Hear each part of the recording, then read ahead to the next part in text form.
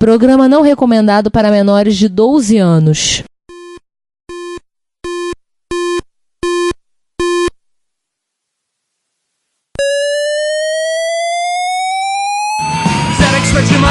Dragon Vic and Oid 1, Commodore 64, Amsterdam Dynacon Electron, cheaper BBC Micro.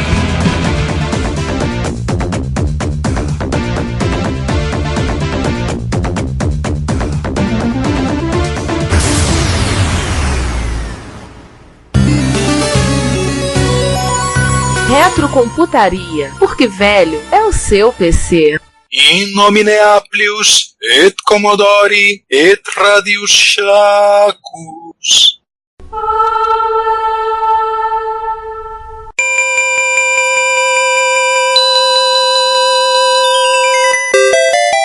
1977 foi marcado pelo lançamento de 3 computadores, todos vendidos pré-montados, de tamanho reduzido e voltados para o público geral. A revista Byte os classificou como a trindade de 77 dos computadores pessoais. E esta é a série do Retrocomputaria sobre esses sujeitos.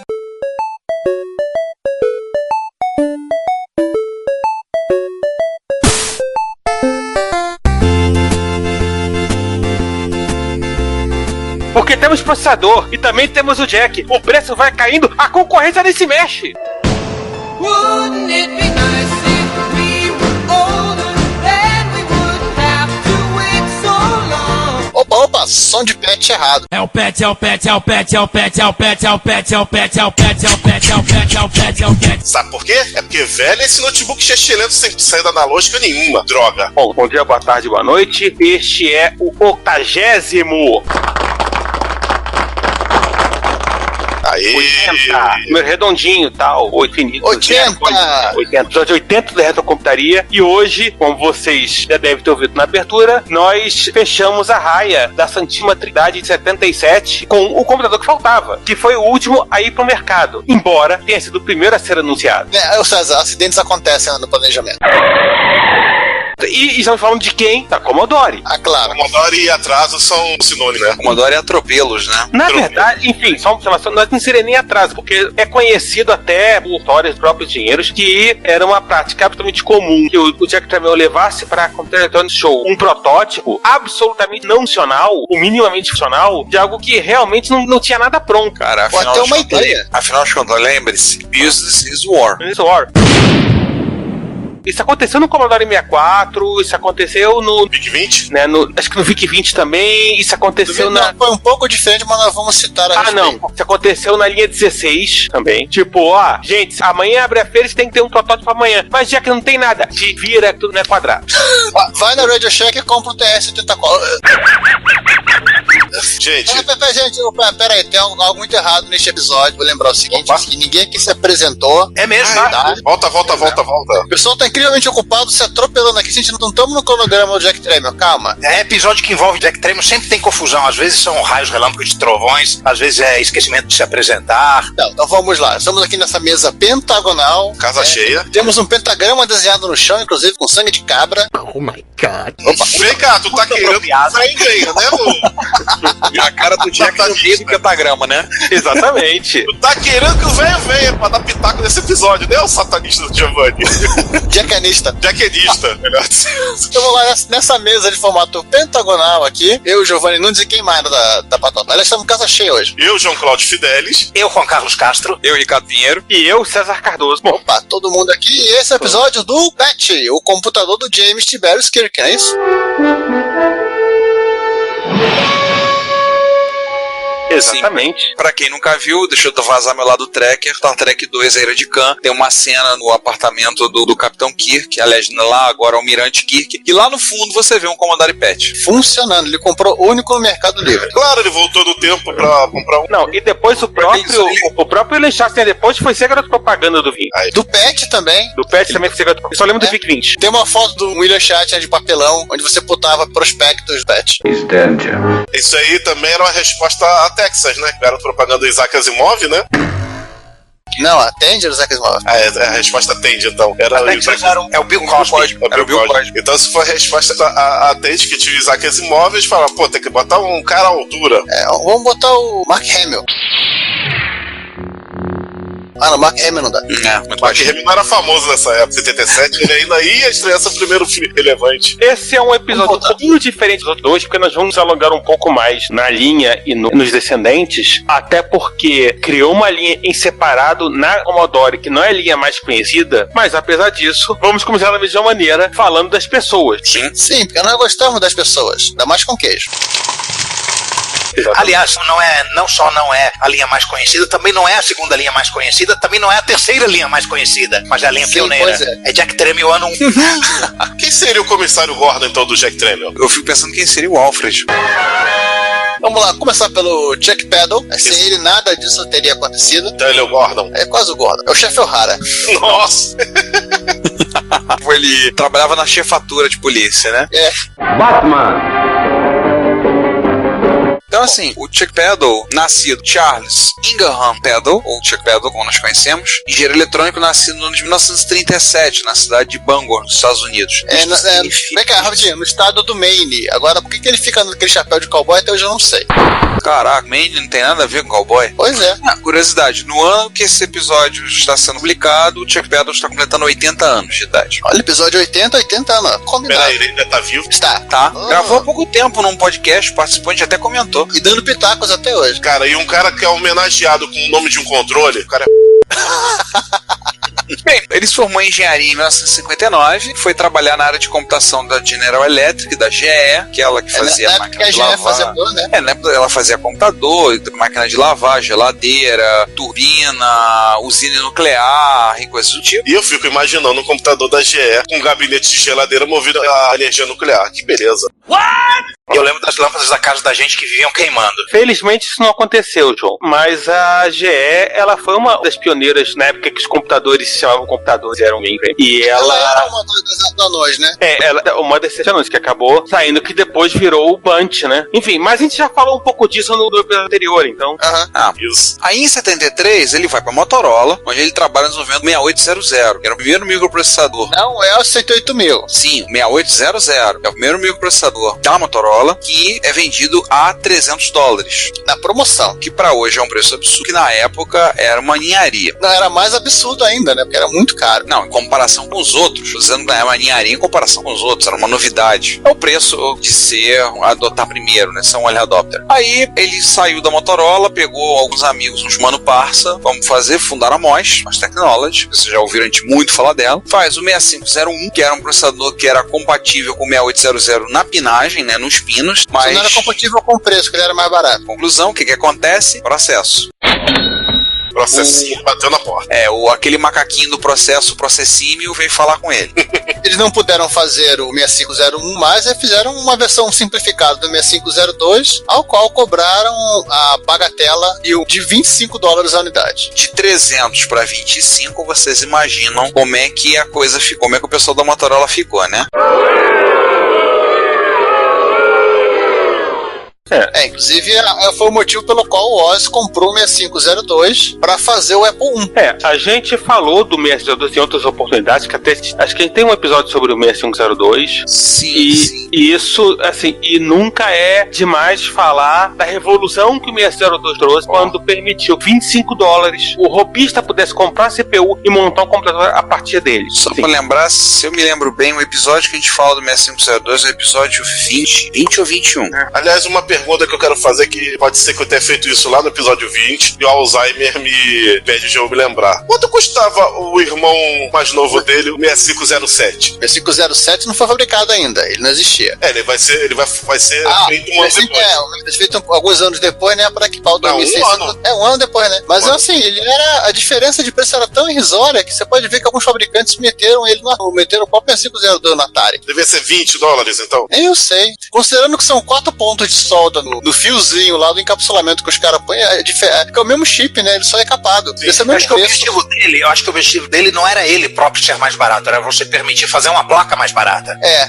Tinha menos. E também, lá nesse mesmo ano de 76, a MOS ela foi comprada por uma empresa maior, já conhecida no mercado, chamada Commodore, e o Chuck Peddle virou um simpático funcionário do Jack Tramiel, o dono da Commodore. E de repente a MOS começou a ficar mais quente.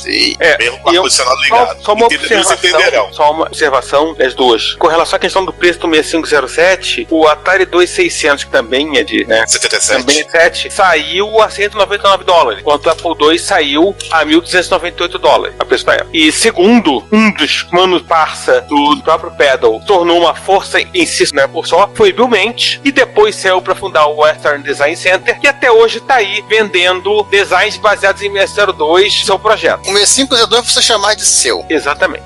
Vamos voltar para as pessoas, né? Agora temos a outra grande personalidade desse.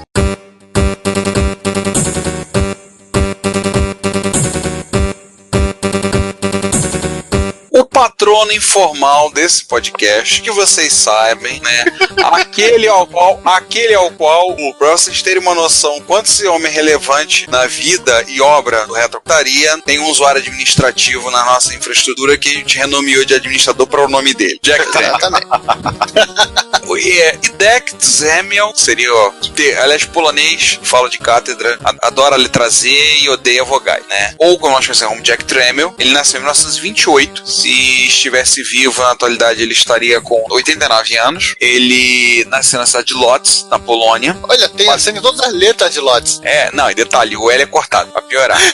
Agora eu sei por que o Lisias Toledo usa esse L cortado no handle dele no Facebook. Será que é homenagem? Não, pra ficar no final da lista. Então, assim, ele nasceu em Lodz, na Polônia, faleceu no ano de 2012. A gente já até noticiou o falecimento de Jack Tramiel, apesar dele estar forte nos corações de todos nós, né? Lembrarmos dele, bem, ele não morreu, continua imortal. Afinal de contas, quem é imortal morre no final. O que é imortal não morre no final. Eu diria aquela filósofa de Campinas. Aquela filósofa, né? O Sandy Júnior. Lembrar que Jack Tramiel é um sobrevivente da Segunda Guerra Mundial. A família dele ficou detida num gueto. Eu não sei se era o gueto de Varsóvia. Não, o gueto judeu de Lodz. A cidade de Lodz também teve. De Lodz mesmo, né? O próprio gueto de Lodz, né? Em 1969, após a invasão alemã. Lembrar que a guerra começa, a Alemanha sendo invadida na Polônia, né? Posteriormente, ele é pego e ele é enviado para o campo de concentração de Auschwitz. Ou seja, ele é um sobrevivente mesmo do Holocausto. Literalmente é um sobrevivente do Holocausto. E ele saiu de lá em 1945. Então, de lá, na verdade, ele saiu porque o campo foi descoberto e todos foram o exército norte-americano, né? Que libertou todo mundo lá de dentro. Ou seja, de guerra ele entende bem. Isso ele tinha 17 anos. 2 anos depois, ele migrou para os Estados Unidos, serviu o exército. Ganhou algumas vogais de ajuda humanitária, né? Ganhou algumas vogais a título de ajuda humanitária para o nome dele ser pronunciável. Sim. Na verdade, o nome deck dele tem outras grafias. Se procurar na Wikipédia, tem 3 ou outras grafias. É bem interessante. Tipo, que o nome dele é quase como Israel também, Israel Tramiel. Nossa. O pai dele se chamava de Abraão. Literalmente era um filho de Abraão. Ele se naturalizou, né? Serviu o exército americano, aprendeu a consertar equipamentos de escritório, foi chofer de praça, motorista de táxi, e no bairro Bronx, em Nova York, ele abriu a Commodore Portable Typewriter em 1953. Ou seja, ele se dedicava a vender máquinas de escrever. E assim começou a Commodore. E reparo também. Em 1955, ele começou... Agora sim, como essa pequena empresa que ele fundou começou a entrar nesse ramo de computador, né? Uma consertadora de máquina de escrever, né, César? Pois é, né? Armou um esquema de montar máquinas de escrever da empresa tcheca Provozhk. É uma empresa aí com muita necessidade da mesma ajuda humanitária. Né? A Zibrovozhk. Enfim, Zibrovozhk Sabe o que é pior? Essa empresa não existe. Nossa. Pedimos perdão pela pronúncia de Tcheco. Não, é que esses nomes dessa área são o seguinte: ou você não consegue pronunciar, ou quando você consegue pronunciar, sai algo vagamente pornográfico. Por isso pedimos desculpa e por isso explicamos a censura elevada deste episódio do podcast. Segue o jogo. Mas enfim, voltando. Se alguém tiver um site explicando como fazer a pronúncia corretamente, por favor, indique. Nós já recebemos indicações de japonês, já recebemos de alguns outros idiomas. Então, se tiverem pra falar tcheco, por favor, indiquem-nos, a gente agradece. Mas no momento é essa coisa absurda que vocês ouviram aí, tá? Foi mal. Enfim, voltando, o cachorro latindo aí. O meu. É o Jack. Tá reclamando da pronúncia. Enfim, quando não é- né? Ah, pronto, tá aí. Quando não é O Jack se apossou do cachorro do Juan e tá reclamando da pronúncia. Exatamente. Ou seja, o pentagrama deu certo, né, Giovanni? Aham. É, né? Enfim, Nem precisa você revela. Né? Nessa época, a Tchecoslováquia vencia o Pacto Varsóvia, era leste europeu, era país de comunista, e não era assim tão fácil trazer coisas de lá pros Estados Unidos. Mas Não só não era fácil, como não era legal. Tinha 1000 embargos, né, pra ter acesso. não era fácil, não era legal, não tinha pago, mas Jack, o que ele fez? Ele, em vez de pegar o ônibus direto, pegou o Parador. E o Parador tinha ponto no Canadá. sim, o Canadá tecnicamente é Europa. Blame Canadá, né? Lembra Canadá? Ou seja, ele portava as máquinas de escrever pro Canadá, montava no Canadá e vendia nos Estados Unidos. Dava uma esquentada nos documentos, porque assim, Né? E isso surgiu aquele famoso falácia que a Commodore era canadense. sim, até hoje as pessoas falam que a Commodore é uma empresa canadense. Canadense com fábrica na Filadélfia, né? Por aí. Na verdade, assim, a família da esposa do Tremel, ele também, depois que ela trouxe, ela já tava no Canadá, ela conseguiu naturalizar canadense, então ele aproveitou isso para transferir, digamos, a sede da Commodore pro Canadá, e aí ela virar uma empresa canadense e ele poder trazer coisas da Tchecoslováquia de boa e, sei lá, aquele paninho lá para limpar e revender com uma importação do Canadá nos Estados Unidos. Vale dizer que a Commodore era tão canadense quanto o lombinho canadense. Por aí. Enfim. Aliás, nessa época, né, que ele conhece o Ira Goldwyn e começa a usar financiamento do governo canadense. Não, Gold não. Even Gold. Não é Era Gold. Even Gold. Opa, Deixa eu confundiu. ver aqui na pauta. Eu conserto. O Era Gold é do site da Resposta. Ah, sim. Né? Enfim, mas é aquela história, né? Tá tudo indo bem, tá tudo tranquilo, tal. Tá, levantou, entrou na bolsa de valores, né? Tinha um banqueiro brother, até Começou a que... fazer calculadora mecânica, calculadora eletrônica, peraí. tava na mão. Ah, era só Peraí. mecânica, tá bom. Peraí. Até que em 60 deu ruim no famoso escândalo da Atlantic Acceptance. A gente já citou esse escândalo no episódios atrás. Sempre que a gente fala do Jack Tremor, a gente fala desse escândalo. Não sei porquê. Sempre que a gente fala de Jack Tremor, a gente fala de escândalos, não necessariamente só esse. Não sei porquê, né? Pois é, né? Enfim, e no final de contas ele foi salvo pelo Irving Gould, o Irving Gould que assumiu como sócio majoritário da Commodore e deixou o Tremel tocando dia a dia. Cara legal, Isso amigão. depois vai ter uma repercussão, né? Sim. A gente explicou lá no episódio do Jack Tremor, Friday Night. Enfim, até lá, a gente teve coisa aqui que a gente falou, sei lá, 2, 3 anos atrás. Mas enfim, Isso. e aí no final de contas, relembrando, passou com isso, né? E vendo que o mercado tava se movendo do lado das calculadoras, foi montar a calculadora e a Commodore vendeu lá a graninha dela, conseguiu uma graninha nas calculadoras, até que um belo dia, Tá. Alguém na Texas Instruments, lá no estado da Estrela Solitária, também citado há 2 episódios, o Texas, teve uma brilhante ideia, assim, os caras fizeram tal do juntaram Lê com Crepo. A gente faz todas as peças pra fazer calculadora. Só que a gente não faz calculadora. Outras pessoas fazem calculadora. Então por que a gente também não faz calculadora? E eles passaram a fazer calculadoras ao de quê? 1/10 do valor que as outras calculadoras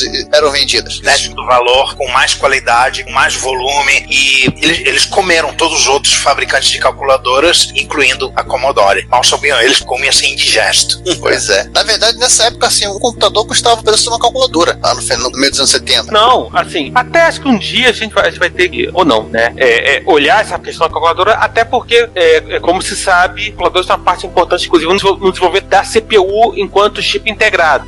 Mas o computador do homem dos anos 70 era a calculadora. A MITS era uma fabricante de calculadoras e de repente ela viu o mercado começou a explodir, que ela não conseguia nunca fazer uma calculadora pelo preço que a Texas fazia, cheio de dívida, lá o tiozinho ele vai no banco e fala, vou fazer computador. Pra quê? Pra pagar as dívidas. Quer dizer, a primeira encarnação da Sinclair também é fabricante de computadores, Sinclair Radionics. Sim, fazer calculadora.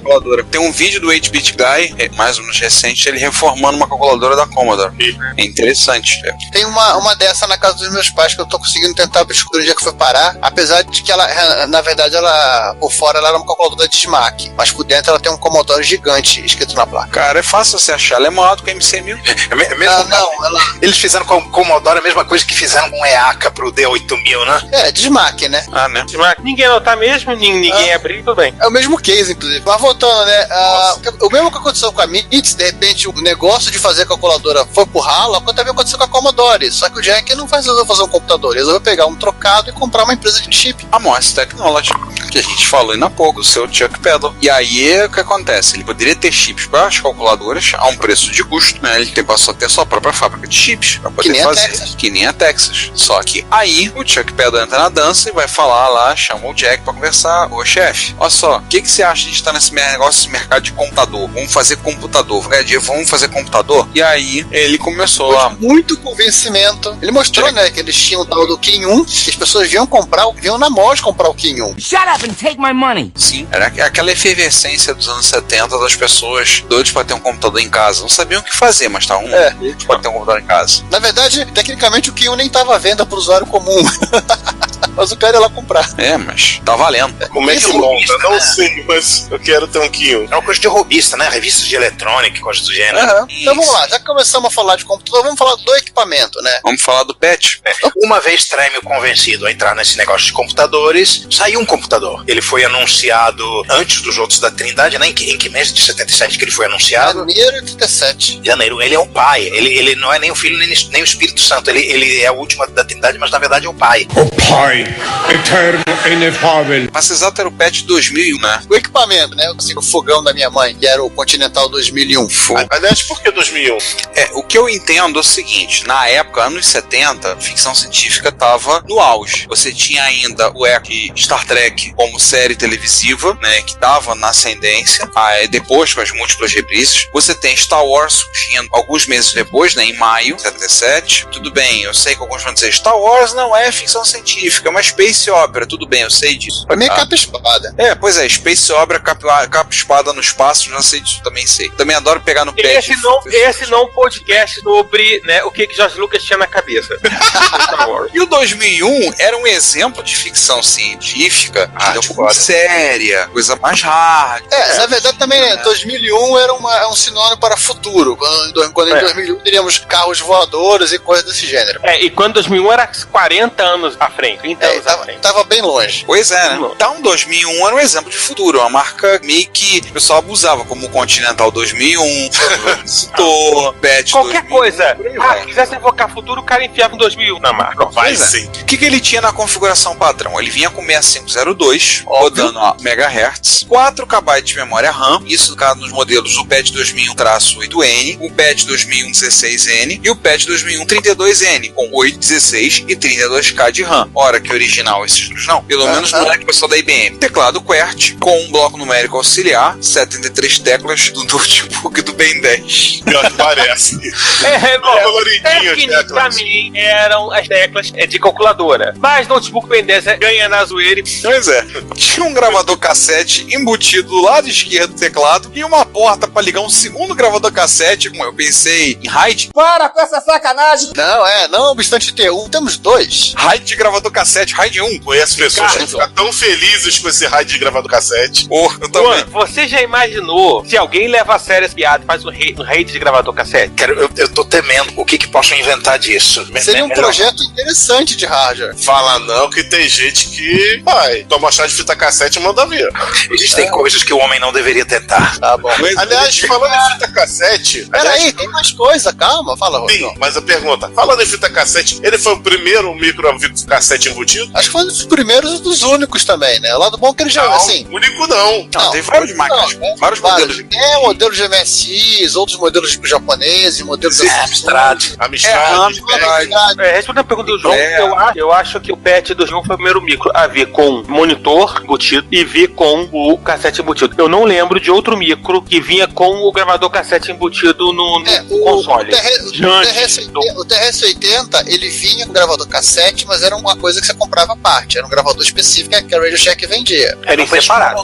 O Model 3 ia vir bem mais tarde e esse formato tudo em um, com teclado, monitor e o armazenamento, seja fita cassete ou disquete, numa coisa só maciça e gigantesca, eu realmente não tenho notícia. Tá, ok, isso saiu meio errado, tudo bem. Pode. Enfim, todo mundo entendeu. Mas assim, o importante é, ele já estava pronto pra você gravar e carregar os seus programas. Fim da história. Outra coisa, ele tinha um modo texto de 40 por 25 caracteres, isso é bom. Caracteres codificados em PETSC. O ASCII? Não é ASCII, PETSC. É o ASCII do PET. Caraca, eu sem querer eu fiz uma piada horrível, cara. Eu falei o ASCII, que é a mistura de WAT com ASCII. Mas ele tinha uma vantagem com relação aos outros, né? Ele já vinha com letras maiúsculas, ele já tinha letras minúsculas. telas. E tinha bloquinhos gráficos, assim, não os bloquinhos gráficos que eram quadradões, né? Eram os pixels do modo gráfico TS-80. Tinham desenhos, você poderia fazer, você tem os símbolos para baralho, você tinha curvas, bordas de janelas para você fazer das aplicações, por aí vai. Ou seja, Patic, mas pelo menos é melhor que BCD. No, God! No, God, please, no! No! No! No! Bom, enfim, né? Pergunta, qual era a resolução gráfica dele? Não tinha, só monotexto. Ah, tá. Mas o só tinha mau texto. Dá mais ou menos 1325 por 200, são blocos de 8 por 8. Ele tinha um monitor integrado de 9 polegadas, com letras brancas, com fundo azul. Interessante. Eu sempre achei que o monitor dele era fósforo verde. O modelo seguinte, sim. O primeiro modelo era papão da cor azul também. Uma listra branca, outra listra azul. Essas são as cores do papão da Curuzu. Um detalhe do Patic, as maiúsculas e as minúsculas eram invertidas. No ASCII normal, as maiúsculas vêm antes, as minúsculas depois. No Patic, as minúsculas têm um código menor. Bom, só pra terminar, tinha uma porta aí 3E488. Pra você ligar dispositivo 3E488, tinha um tipo de som. Tio, o que é uma porta em 3E488? Um USB da década de 70. É um USB da discoteca. Pelo menos um USB progressivo, né? E você não pegava vírus com isso. Ele não tinha nenhum tipo de som. Mas tinha uma user port. Sim. E ele tinha uma coisa que todo mundo esquece que isso existiu. O PET tinha dentro dele um socket para você inserir software gravado em ROM. O socket de ROM para você botar qualquer outra coisa. Quer dizer, era uma versão meio parecida com o cartucho, só que do jeito mais incômodo. Também não tão cômodo quanto o micro, né? Que tinha aquele socket ZIF, né? Pra você colocar chips de expansão, mas o PET você tinha que abrir, né? Tinha que levantar o capô, literalmente. Aliás, falar em levantar capô, a gente vai deixar um link da história do desenho do Commodore PET, de um site de design e arquitetura, e que mostra, inclusive, uma coisa que eu acho interessantíssima, como realmente você abria o PET. A gente já mostrou vídeo de limpeza do PET e tal, a gente já tem vídeo de operação, e a gente posta repórter retro ou não posta, mas não deixa de ser interessante como abria basicamente como se fosse um capô de carro. Com direito, inclusive, ao negocinho lá que você levanta, pluga lá no carro, pronto, levanta. Que nem o opalão do seu avô. E por acaso essa reportagem eles ficam falando que o PET realmente o desenho dele era baseado realmente em objetos da ficção científica daquela época. O 2001 Series dele não é à toa mesmo. O logo dele foi escrito com a mesma fonte que apareceu nos monitores do HAL 9000, do filme 2001 Odisseia no Espaço. I'm sorry, Dave. I'm afraid I can't do that. E que era a mesma letra dos créditos da TV Globo antes de 1977. Essa letra achatadinha, sinaliza e tal. Não, e um outro detalhe. O branco que era uma cor fortemente ligada ao objeto duro na segunda metade dos anos 70. Sim. Pera aí, uma coisa muito importante que a gente esqueceu de falar. O que significa PET? Mais pra baixo estamos dizendo, porque a gente tem que dar uma informação muito mais importante do que essa antes. Da onde veio o PET? Como eles fizeram tão rápido pra você? Tá, coisa importante, o nome PET, o que significa as 3 letras? Olha só, também uma coisa bem de ficção científica dos anos 70. Personal Electronic Transact. Seja lá o que significa, né? Não, tem uma lógica. Na verdade, primeiro, sim, dizem que primeiro surgiu o nome PET, depois eles criaram o acrônimo. Mas, tal e qual a Digital Equipment Corporation, e não tinha computador no nome, apesar de fazer computadores, é aquela coisa. O Tramiel, ele meio que, fica até me enchendo o saco fazer um computador. Mas ele nunca topou a ideia mesmo. Depois é que a Commodore virou uma empresa de computadores. Inicialmente, ele achava que ela não valia a pena, né? Não. E aí, na verdade, ele não tem o nome computador. Vamos fazer esse negócio. É só porque esse cowboy que não é cowboy tá enchendo a paciência. Esse cowboy do norte, né? Mas enfim, vamos inverter um pouquinho as coisas, Giovanni. Diga. Vamos contar um pouquinho a história. Depois a gente vê essa parte que tá no início do desenvolvimento. Tá bom. Em 76... Nós já falamos isso. Vocês lembram? Jack Peddle pegou Job, pegou voz, apresentaram o Apple II pro Jack e a turma. Não rolou a chamada química. Só pro executivo, né? Só pro executivo. Acho que o Jack não tava nessa área. Não rolou. E já que não rolou, o Jack disse: Jack, vou fazer um computador mais barato pra você. Então tá bom. Mas diferente dos outros dois Steves, né? O Steve da Tandy e o Steve da Apple, ele não tinha um computador pré-pronto, né? Mas fazer mais barato, na verdade, não foi muito difícil por causa das margens de lucro absurdas que a Apple fazia nos computadores dela. Não, fazia. Faz, né? Enfim, e tinha outro detalhe. O Chuck, como todo bom engenheiro, o que ele fez? Pegou o atalho. Sim, é o que eu tava falando, eu acabei me enrolando. O Steve da Ten, o Steve Leininger, ele fez do zero. O Wozniak também, ele meio fez o Apple II do zero, porque ele não queria usar a referência do Apple I. O Chuck não, o Chuck ele já, eu tenho algo quase parecido que eu prometi pro Jack. Sem contar que ele tinha uma vantagem que foi uma questão de custo, porque Commodore tinha a fábrica de processadores. A Tandy comprou o processador da Zilog, a Apple comprou os 6502, a Commodore já tinha a fábrica, tinha comprado a MOS. Literalmente atravessar a rua e pegar o que estava na... O custo caía, fatalmente. E aí, tu vai ter que comentar do Kim 1 rapidamente, né, Giovanni? This sucks. Piadas à parte, o KIM é um acrônimo também, assim como o PET, de Keyboard Input Monitor. Era um single board computer, uma quadradinho com um tecladinho de calculadora que o Chuck Peddle desenhou e desenvolveu em 76. O único objetivo de atender necessidades da MOS naquela época, ou seja, espetar o 6502 da linha de montagem e ver se está funcionando. Claro que eles tiveram tanta paciência para vender para as pessoas que começaram a vender para engenheiros, venderam para pessoas comuns, e assim, criou todo um ecossistema ao redor do KIM. Tanto que sim, foi portado Tiny Basic, foram feitas ferramentas, suporte para você conectar um monitor, teclado de verdade e por aí vai. E com esse atalho, em janeiro de 77, já tinha um protótipo, né? Na protótipo. Quer dizer, era um protótipo. Tá lá. Tudo bem que era uma coisa, gabinete de madeira, tubo de imagem, uma televisão preta e branca amarrada, mas ninguém nota isso, gente. Era um protótipo. É um protótipo. Qual o problema? E lá foram eles pra SES, né? Tava em Chicago pra apresentar o protótipo. Protótipo. Absoluta certeza que alguns de vocês já fizeram coisa pior que isso. Aliás, alguns de nós também. A gente já deve ter coisa pior do que nós já mostramos coisas piores do que isso no Reto Companhia. Gente, quer que tem você amarra lá. Ninguém vai notar mesmo, gente. É um protótipo, é um propótipo. Muito bem. Tinha separado a foto, colocar na pauta. Aqui, se vocês quiserem ver, essa aqui foi o protótipo. Ô, coisa linda, Jesus. Deixa eu ver aqui. Jesus amado. Cara, tá lindo, hein? Olha o tamanho do trafo. É quase o tamanho do gravador cassete. Alimentou o gravador cassete. Ó, uma merda. Isso não existe.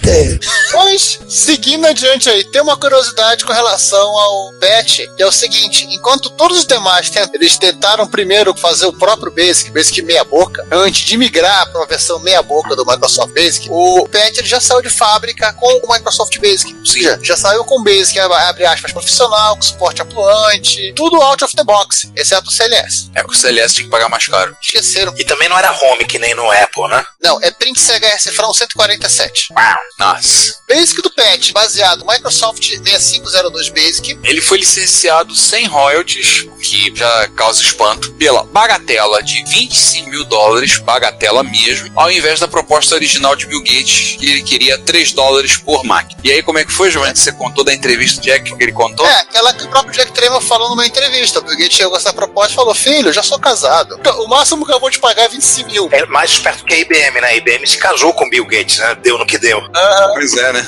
E por conta disso, o tio Bill botou um easter egg dentro da rotina de pontos flutuantes que ele botou. Se você rodar o comando wait 6502,1, vai botar na tela Microsoft. Tem um easter egg parecido no Terrace Call. Se você der CLS com um número de cor que excede o número de cores, ele faz o CLS normal e escreve Microsoft também. Aliás, esse texto de código foi zoado pelo Michel Steele quando ele faz que na apresentação dele sobre 6502 no Shell Computer Conference. Ele fala esse código é muito feio. Ele fala que é o típico código que não conhecia a SEMA de 6502 tentando programar em 6502. Bem, mas tem uma curiosidade. Entre licenciar o Basic e botar o PET à venda, passou 6 meses. Então, nessa época, a Microsoft, lembrar que na época era Micro-Soft, trabalhou de graça e na Conviveu teve que ficar aturando a briga lá, todo o contexto lá, trabalhou de graça, na Conviveu com a sangria de reservas, ponto litígio entre ela e a MIPS quanto do Altair Basic. Como é que é essa história? Isso está razoavelmente bem explicado no Fire in the Valley. Digamos que o Paul Allen e o Bill Gates foram empregados da MIPS. Eles fizeram o Basic, sofisticaram o Basic do Altair. Até um belo dia que eles pediram demissão e foram vender o mesmo Basic. O cara da MIPS falou: não, você pertence a mim. E ficou essa briga na justiça. Ficou essa queda de braço, né? A situação, eles trabalharam de graça e a coisa só se resolveu mesmo. A situação lavoura foi no final de 77, quando a Apple resolveu também licenciar o Basic da Microsoft para pôr no Apple II. Quando eles desistiram do Integer Basic.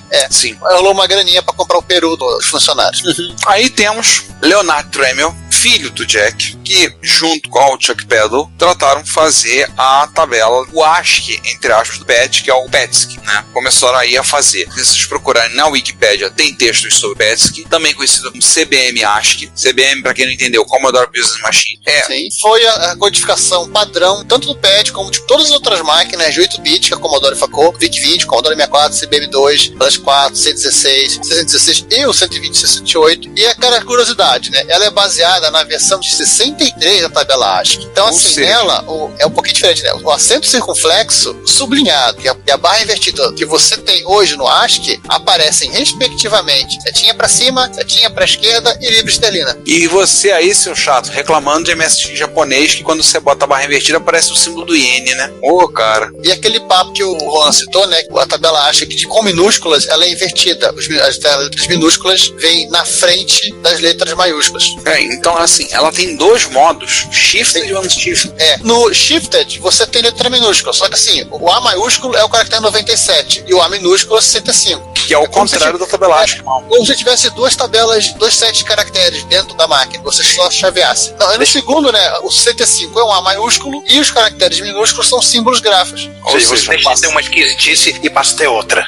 Fora que os códigos de controle também são meio perdidos, né? Tem os que estão antes do 32 e tem os completamente malucos. Como, por exemplo, eu brinquei aqui que limpar a tela é o código do caractere 47. Bomba, você não tem que fazer uma conversão, porque você de ASCII para levar PETs que vai botar não vai abrir nada, tem que converter o formato. É por essas e outras que tem aqueles desafios de Basic do Readiness, né? De fazer um programinha para fazer uma coisa. Faça esse programa em tudo quanto é plataforma que você puder, porque cada plataforma você vai encontrar um bizarrice diferente que não funciona do mesmo jeito de nenhuma das outras. Aliás, a título de curiosidade, o set de caracteres que foi desenhado PET foi usado no VIC-20, mas como a largura está dobrada, a gente raramente percebe essa semelhança.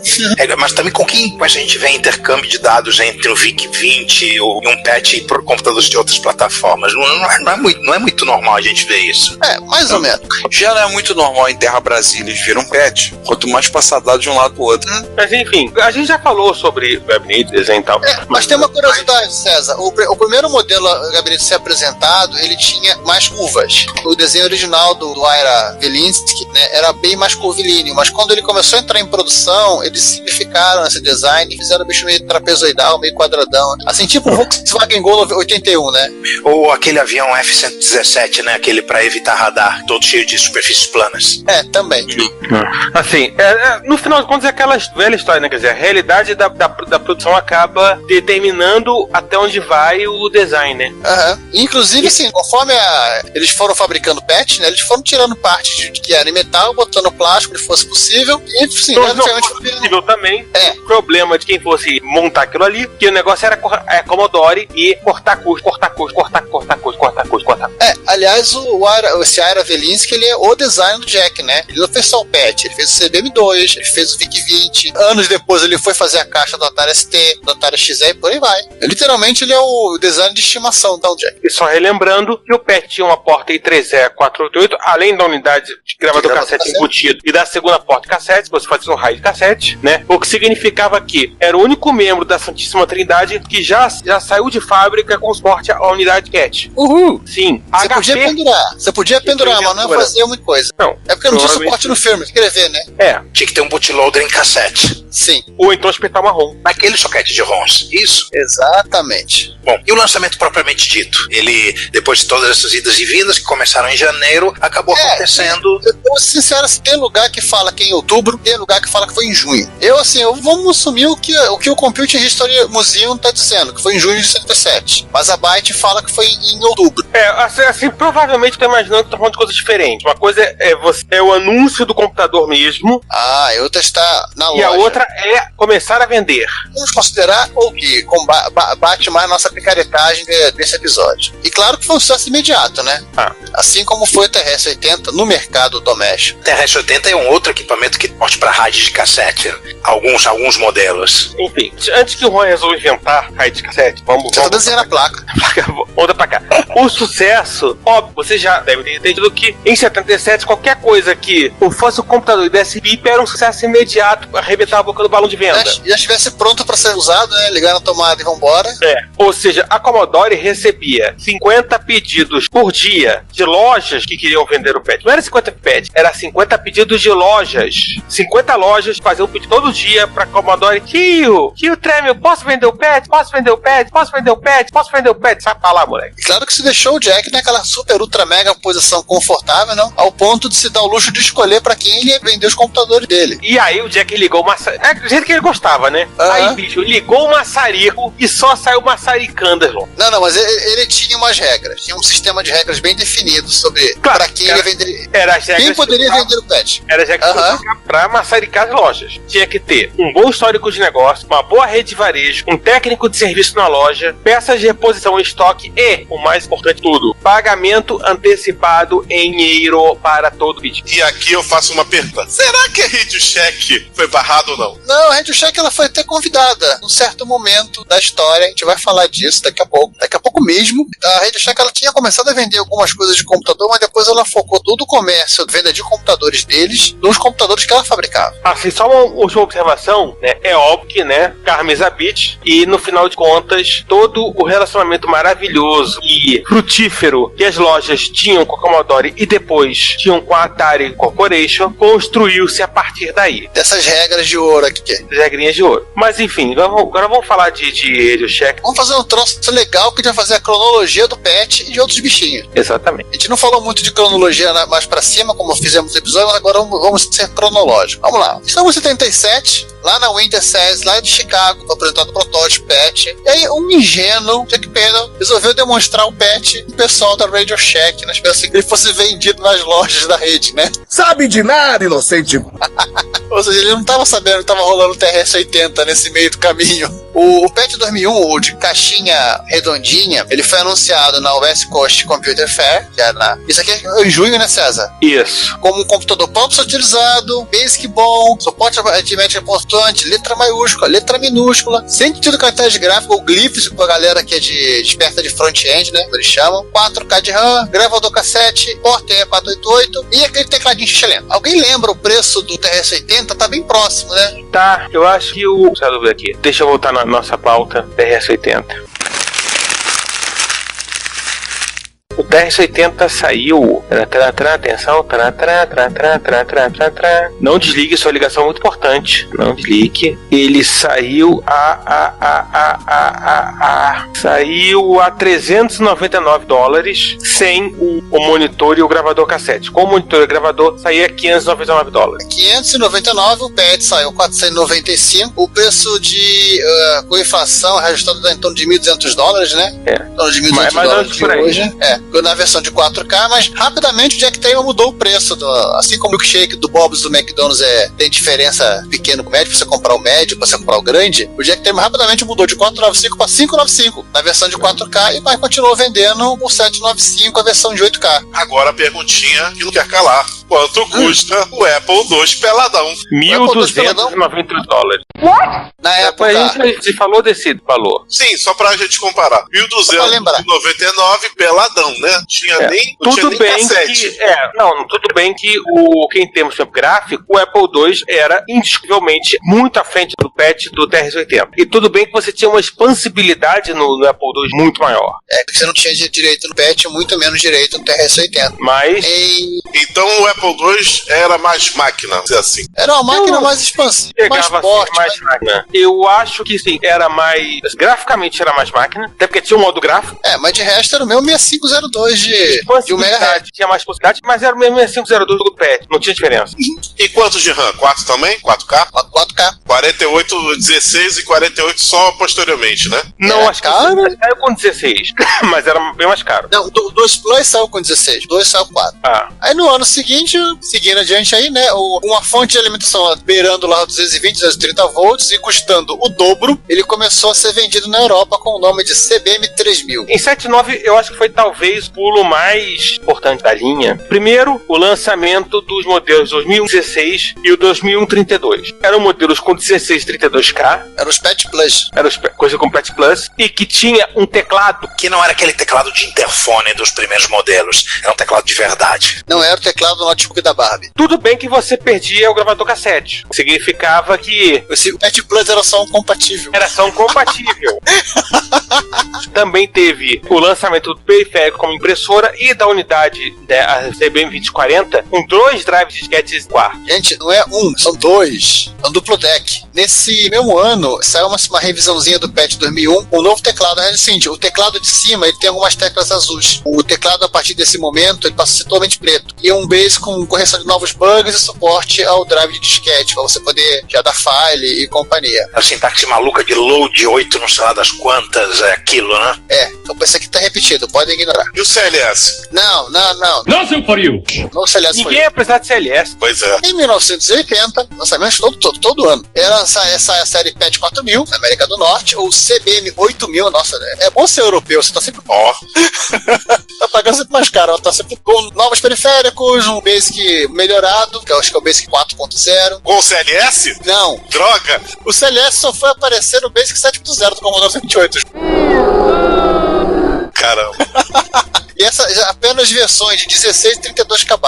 Alguns modelos do PET 4000 saíram com monitores de 9 polegadas, mas logo em seguida eles lançaram os monitores de 12 polegadas para todo mundo. Já fósforo verde, tá, Ricardo? Aí adquiriu mais cara de CP500 ainda.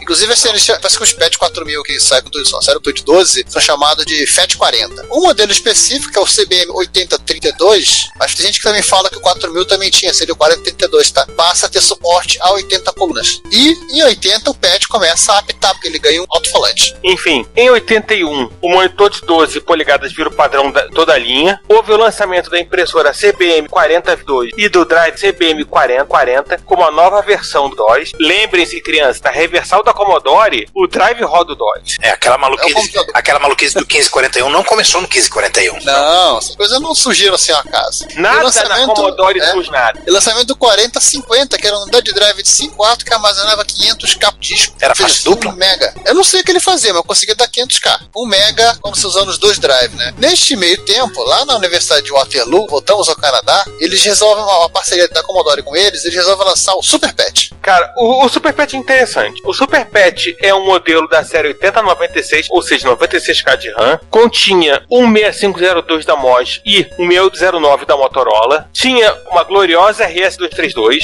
e tinha também suporte a 5 linguagens de programação. Ele foi concebido para ser um terminal inteligente de desenvolvimento de aplicações. Ou significa que se você quisesse programar em APL, tinha o micro APL. Se quisesse programar em Fortran, tinha o micro Fortran. Se você quisesse programar em Basic, tinha o micro Basic. E se você quisesse... Em COBOL, tinha o micro COBOL, Pascal, micro COBOL e por aí vai. Por aí vai, né? E claro, para programar no Universidade de Waterloo fez o micro editor. Agora vem a pergunta: 5 linguagens tinha CLS? Alguma devia ter. Certamente alguma tinha. Finalmente CLS! Essa máquina ela tinha 3 conjuntos de caracteres. Eu fiquei pensando um pouco a respeito nisso. Então ela devia ter o PETSC, o ASCII e o ABCDIC. No mercado europeu foi vendido com um simpático nome de Micro Mainframe, o MMF. Espaçozinho nessa época para contar a história de lenda urbana? Hora da lenda urbana, né? Existem umas histórias que contam a respeito da subsidiária da Commodore do Japão. Alguns funcionários estavam lá brincando com o PET, fazendo um PET mais barato, ligaram o PET à televisão, colocaram cores e fizeram um computador para os filhos deles ficarem utilizando. Dizem que essa tal máquina é o que veio a se tornar o VIC-20. Por isso que o VIC-20 tem a mesma fonte de caracteres. Mesma fonte não, mesmo conjunto, né? Tem aquele formato esquisitão. É o mesmo chasete, só que esticadão. Mas isso aí parece que é lenda urbana e tem uma versão mais fidedigna aqui do próprio livro Home Computer Wars. Parece que o Jack chega e fala que em algum evento da Europa que eles iam lançar um computador custando $300. Chegou pra equipe e falou: faça um computador para custar $300. E colorido, hein? Faça um VIC-20. Olá a todos, eu sou Daniel Caetano e vocês estão ouvindo Retrocomputaria. Se você quer ouvir esse podcast ou outros episódios a partir do YouTube, nós temos um canal www.youtube.com/retrocomputaria. facebook.youtube.com/retrocomputaria. Lá temos os episódios colocados e temos também playlist separado para os episódios do Retrocomputaria, Retro Hits, Retro Besteiras, Repórter Retro. Eventualmente, alguns vídeos estarão sendo colocados lá. Como vocês sabem, nós somos melhores em áudio do que vídeo, mas vídeos relacionados a eventos de retrocomputação e outros assuntos relacionados estarão disponíveis no nosso canal. Não deixe de assinar. Não deixe de ouvir o Retrocomputaria e pedimos, compartilhe, conversa com seus amigos, apresente o podcast. Obrigado. Caso você prefira, é possível nos encontrar em diretórios de podcast, onde você pode acessar a partir de um aplicativo no celular, seja ele Android, iOS ou Windows Phone. Nós estamos presentes no iTunes, no TuneIn, no Stitcher, no Pocket Cast e em vários outros diretórios, todos eles a um toque de distância.